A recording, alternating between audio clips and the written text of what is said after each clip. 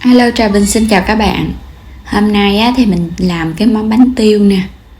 Bánh tiêu căn phình, rỗng ruột và với cái lớp bột mềm mềm xốp xốp.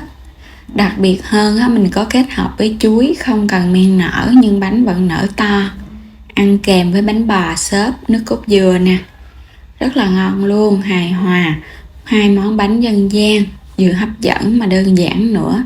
Thì mời các bạn cùng vào bếp và cùng thực hiện món bánh ngon với mình nha. Ở đây thì mình dùng 2 trái chuối xiêm đen mình chọn cái chuối mà nó chín mùi nha, chín mùi nhưng mà bên trong nó không có bị dập. Lột sạch phần vỏ, dùng 2 trái. Tiếp theo mình có một cái hũ sữa chua nè, mình dùng là có đường, các bạn dùng không đường cũng được nữa. Mình có tiếp là 250 gram bột mì đa dụng, hiệu nào cũng được nha, thì mình lường bằng 2 chén vậy nè. 50 gram đường, chút xíu muối, 1 muỗng cà phê bột nở baking powder, giúp cho cái vỏ bột nó xốp và nó nở nhiều hơn. Và đây là mè trắng.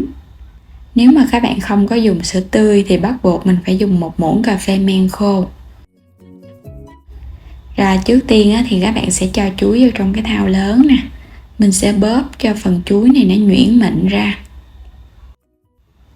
Cho nó nhuyễn ra luôn nha. Rồi chuối của mình làm vậy là được rồi nè. Tiếp theo mình sẽ cho cái hũ sữa chua vô. Và trước khi cho sữa chua vô các bạn nhớ khuấy đều lên. Mình khuấy sơ để cho sữa nó mịn ra đó. Khi mà mình cho vào chuối một chút nữa mình trộn nó dễ hơn. Một hộp nhỏ vậy mình sẽ cho vào hết luôn. Rồi bây giờ các bạn sẽ bóp đều lên, trộn thật là đều. Rồi các bạn cho bột vô nha.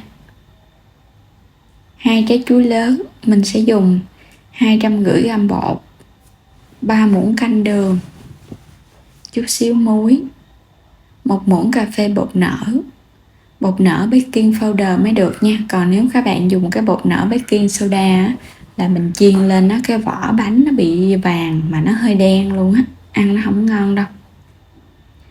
Trộn và nhồi thật là đều lên. Cái lượng chất lỏng và lượng chuối mình cho vào trong bột vậy là vừa luôn. Các bạn cứ nhồi đều là được Bột của mình nó sẽ có cái dạng hơi lỏng lỏng vậy nè, nó mềm mịn chứ nó không có quá khô nha. Bánh mà mềm vậy thì nó nở ngon. Rồi mình đậy lại nửa tiếng cho bột nở ra.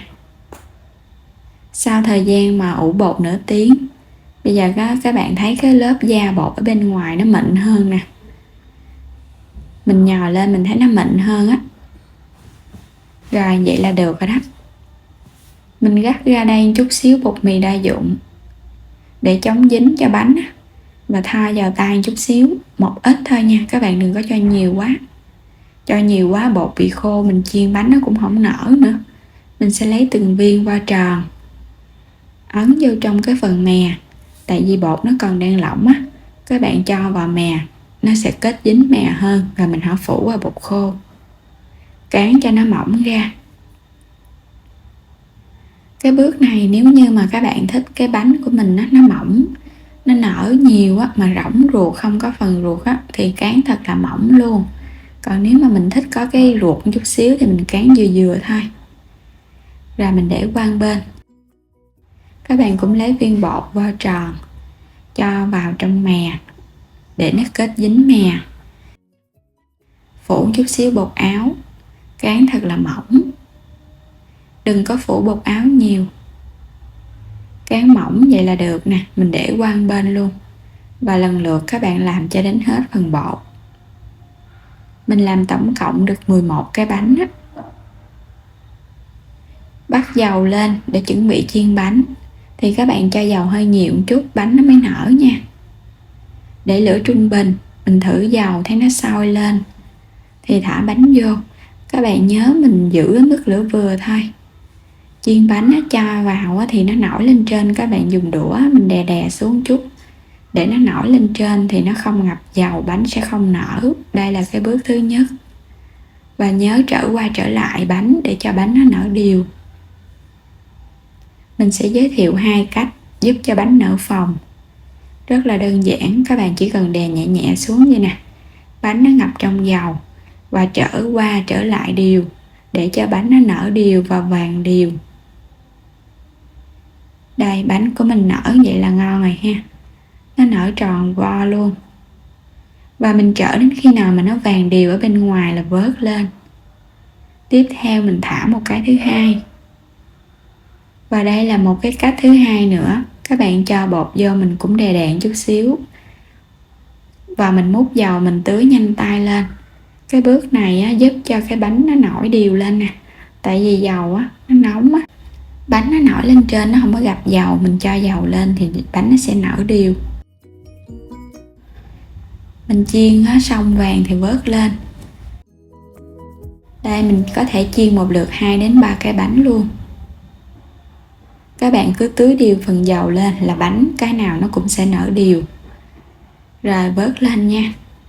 Vớt hết phần bánh này nữa là xong rồi đó. Mình đã chiên xong rồi. Tổng cộng 11 cái bánh. Cái nào cũng nở đều, không có bị sẹp.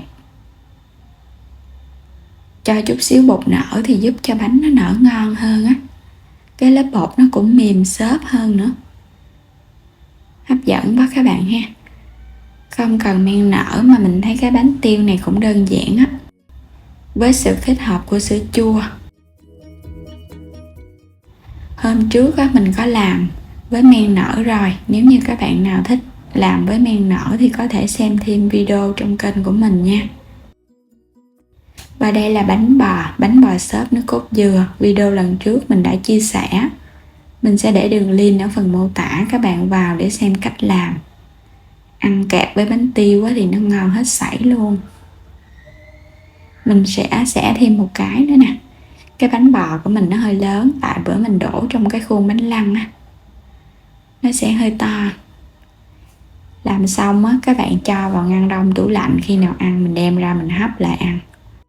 Bánh vẫn mềm xốp ngon á. Bây giờ mình sẽ bẻ ra nha. Bánh bò và bánh tiêu mình kết hợp với nhau á, thì mình ăn á, nó hài hòa, nó không có bị ngán nè. Rồi bây giờ mời các bạn cùng thưởng thức nha. Bánh tiêu á, thì mình thấy nó có cái mùi thơm từ chuối. Và độ ngọt cũng vừa, không có quá ngọt. Kết hợp với bánh bò, có độ ngọt, độ béo. Ăn ngon lắm luôn á. Và bánh tiêu này á, các bạn chiên xong á, mình dựng đứng lên. Và mình để cho nó ráo dầu thì cái bánh nở đều, không có bị sẹp. Và đến đây thì cảm ơn các bạn đã theo dõi hết video của mình nha. Vui lòng đăng ký kênh, like và chia sẻ những video của kênh mình nữa. Xin chào tạm biệt và hẹn gặp lại các bạn trong những video tiếp theo.